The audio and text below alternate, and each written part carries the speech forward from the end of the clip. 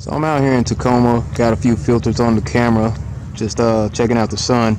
It's been pretty clear for the last couple of hours, but I just wanted to check this out for myself because, well, that's kind of what I do. I just looked at timeanddate.com. It's about 7 o'clock out here, and noticed that, one, they have the sun and the moon looking kind of small and local over the face of the earth, which is incongruent with what we see from the heliocentric model. Also, I noticed that they are making the moon look like it's bigger than the sun for this particular set of deception. But that's not even what this video is about.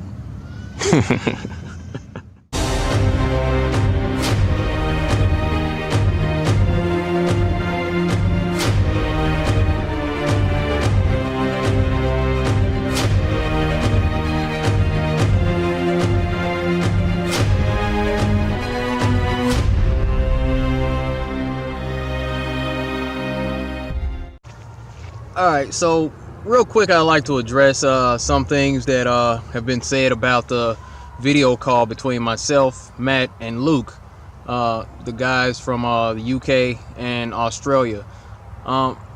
Here, people are saying that the video isn't real, that it was edited, that it was tampered with. Actually, I did a screen record of the entire video and showed where, I mean, there was a point in between the calls where you could pause it and you could see down at the bottom the date. It was the 12th of August right there, and then up at the top of the video you could also see what time it was. So, you know, there was that aspect of that, so you can't really say that was faked. I actually did a screen record of the entire call and made those phone calls to those guys, or those you know, FaceTime calls to them. And yeah, that was all done in one motion. So the main point of that video was that call. And what that call did, that proved that the earth is not a globe. Because if the earth were a globe, the way that it was set up, you know, it would be set up a little something like this. Alright, so in this quick demonstration, I'll show how it's a physical impossibility to see the sun from Yorkshire, England, from Tacoma, Washington, and from Australia at the same time. Now, once again, I have my globe, and I have the simulated sun at a distance of 93 million miles away, or just where the rays from the sun would hit the surface of the earth evenly, as we're told. At any given time, at that distance, if you understand how light works, and I believe that you do, you know that the light rays would hit the surface of the earth parallel, leaving only about 50% of the earth in darkness, somewhere around there. So let me show you. Now, on this globe, the UK is right here. Let's zoom in a little bit just so you see it. That's where United Kingdom is, right here towards the center. All right, right there. Now, United States, a little more familiar. All right, Tacoma, Washington, right about there is where I was at. All right, so get up here.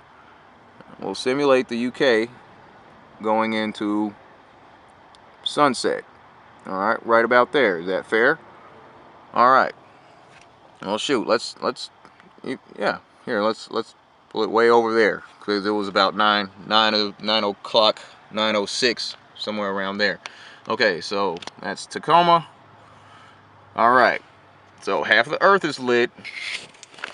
The UK is now experiencing sunset, and Luke was in Australia. Now, where's Australia on the map? Ready? There. In complete darkness behind the curvature. See how that doesn't work? Okay.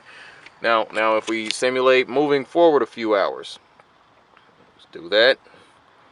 To a point to where now the sun's starting to come up a little bit. You're starting to get a little bit of light on the coast of Australia. Okay? That's where it's at.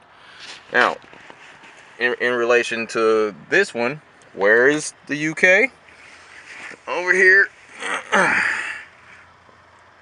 over here in the darkness. Look at that. Wait, right there. Right there. Do you believe that you will be able to see the sun from this angle? I don't.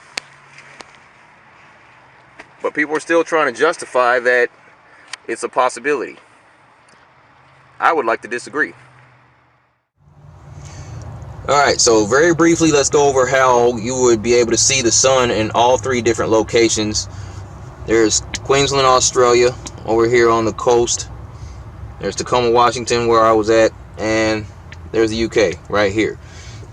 And what we understand is that the sun makes a clockwise circuit over the face of the earth, and let's say it was about right here where I was.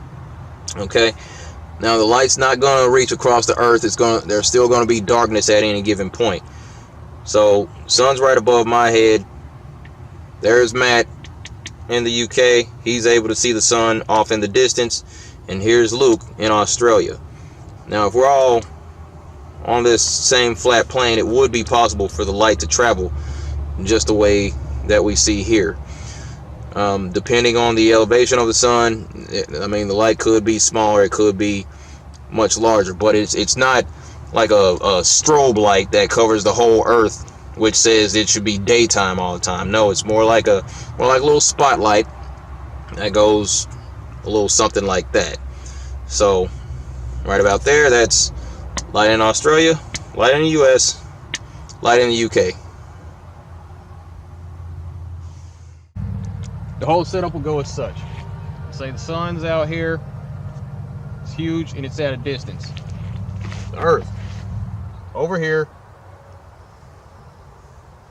bad circle, however. Okay, you got your Antarctica, you got, United States, that's connected to Canada and all that. Okay, South America, blah blah blah. Alright, and that's half of Africa, and it's connected to these other places. Okay, so what happens from there, the sun's light should be coming parallel.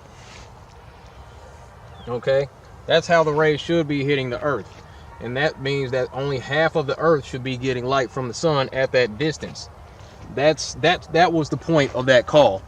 Okay, only half of the globe should be lit from the light of the sun if the sun is so large and the rays are hitting the earth from a parallel angle. So that means all the rays are coming in this way, and if that's happening, there should only be illumination on half of the globe. That's my point. That was the point of that whole call. But that's not good enough. Some people want numbers. Okay, fine, you want numbers? For those of us that want numbers, the globe is said to be spinning 24 hours. Every 24 hours, the globe makes one revolution. Okay, 24 hours. What's half of 24? Let's go here. Half of 24, let me see.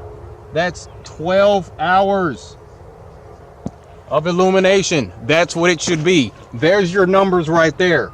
12. There should only be 12 hours of illumination. That's the point. That was the point of this whole thing. Because what we're told from the heliocentric model is this is how the rays hit the earth, right? So I just showed you this a couple of times, but that's all I got for this one. One more thing, one more funny thing that I discovered the other day. I mean, we're out here thinking that this is the way that reality is set up. This doesn't make any sense. You yourself cannot simulate water sticking to a spinning ball. That can't be duplicated in a lab. You can't do it yourself. Also, another funny thing that I realized with this the other day, something how they kind of hide the truth in plain sight. Check this out. Globes are not meant for educational purposes, but for decorative purpose only. It's on the stinking globe. They tell you right here. It's not meant for educational purpose. You're not supposed to be learning this because it's not real. Hello? How many more clues do you need?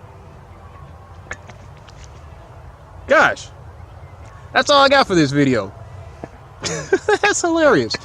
Alright, so the sun's going off into the distance. I'm going to go ahead and wrap this one up. But thanks for tuning in. Once again, be sure to like and subscribe. Be sure to hit the bell in order to receive notifications when I do upload a new video. Be sure to link over myself and the crew over at Flat Life or the Future of Flat Earth. And as always, get this crap out of here. Be good to each other. Take care of yourself. Stay flat. See you in the next video. Thank you.